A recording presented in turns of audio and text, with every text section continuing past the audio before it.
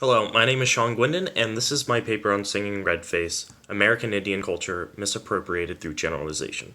So, as you may know, that Indians have been treated pretty poorly in the past, whether it be the forceful removal on the Trail of Tears, corralling into reservations, and even the red face performances could be classified as misappropriation in culture.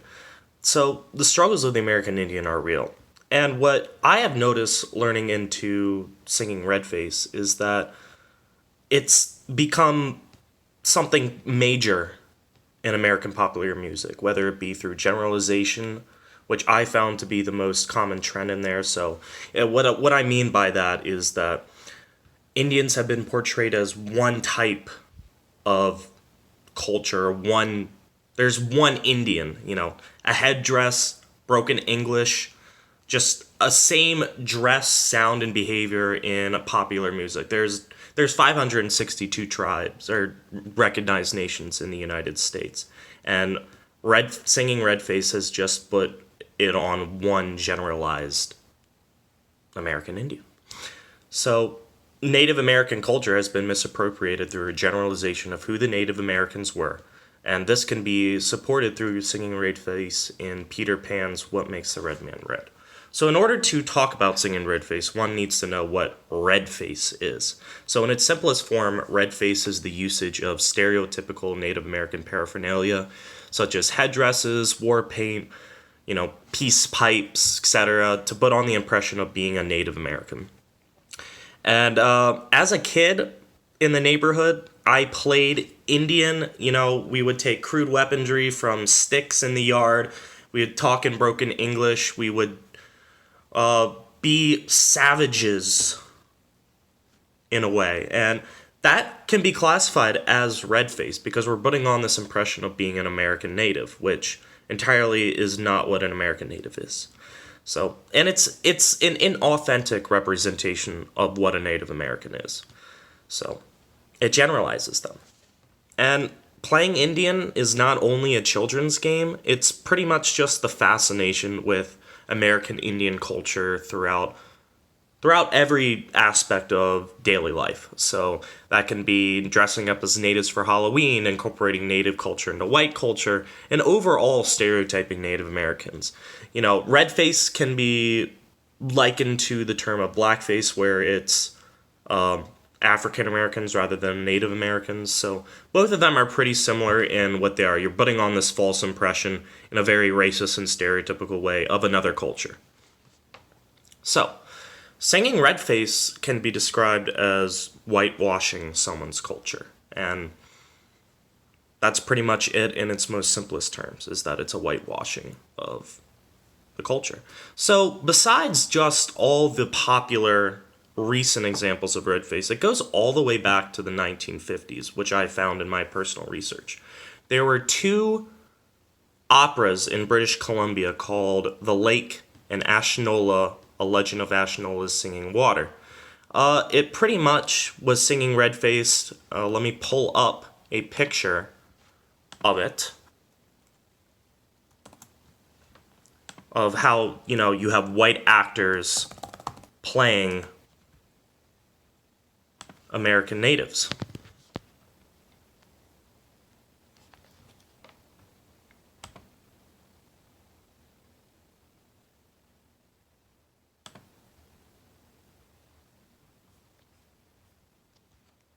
As you can see, we have a misappropriated culture. Pretty much, your stereotypical dress of a Native American. And they're supposed to be First Nations. This is not what First Nations Indians look like. So, this is a very early example of singing redface in popular culture. It's not even American culture, it's Canadian culture. But, it's still singing redface because it's musical and theatrical performances. And in addition to just having white actors play it, the themes in these operas they made the white settlers looked on in a better light, which is entirely unfair to the Native Americans, or the natives, the First Nation natives. Apologies. So, As I had mentioned earlier in this video, that it was pretty similar to blackface and blackface minstrelsy.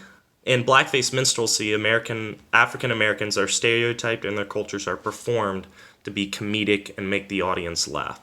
So they kind of made the African Americans seem dumber. They made them speak in broken English. They were, inferior to white Americans, and that was funny.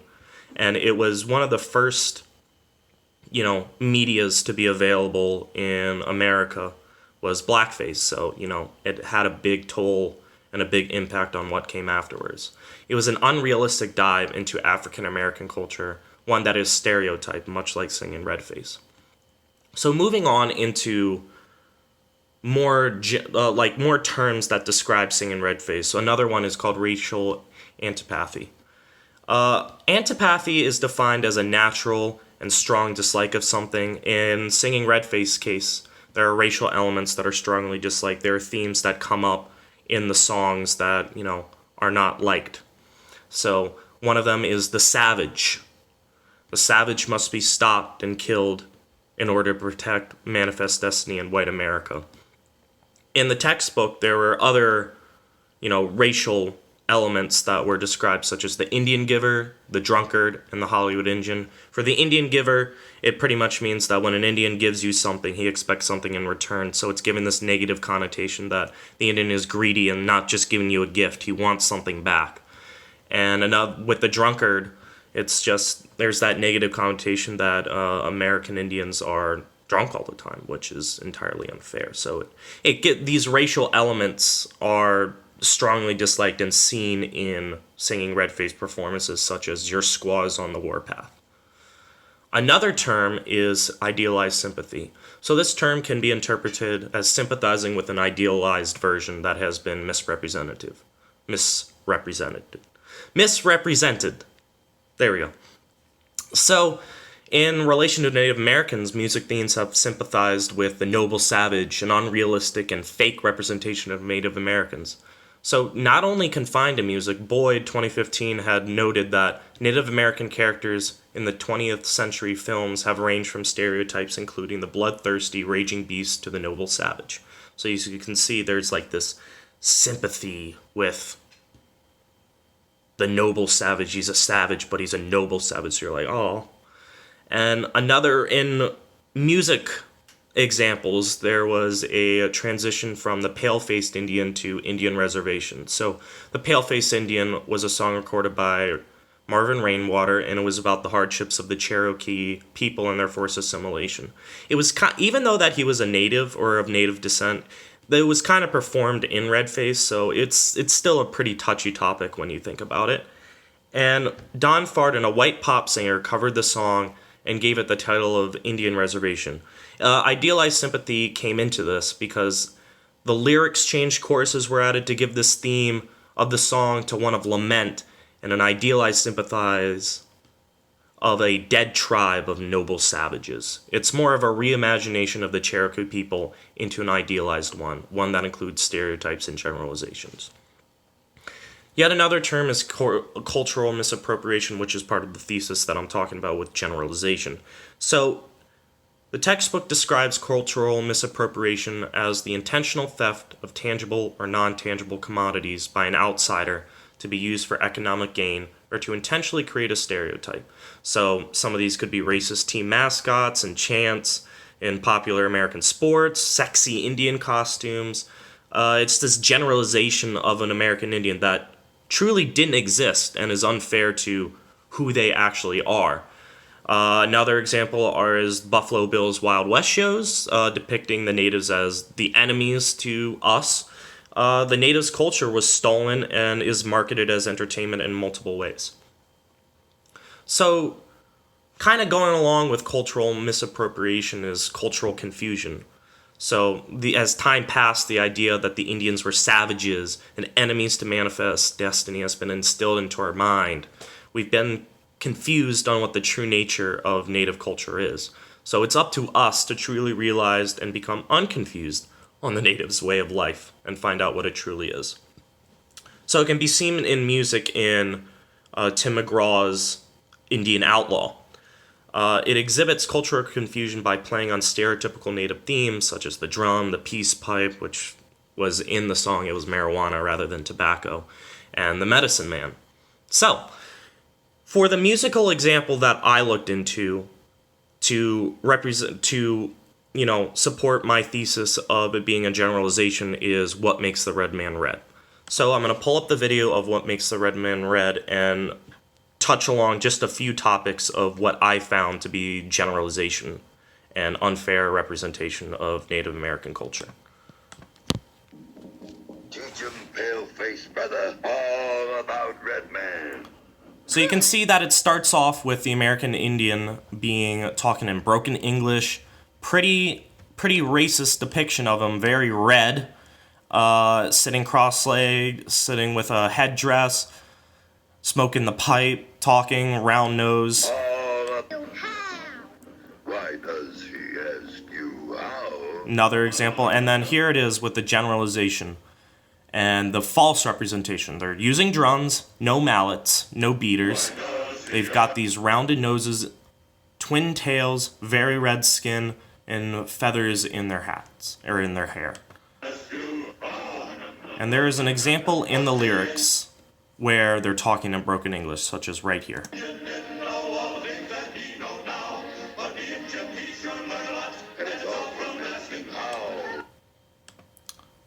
And in the paper, as you can see, it's once the Injun didn't know all the things that he know now, but the Injun he sure learn a lot, and it's all from asking how.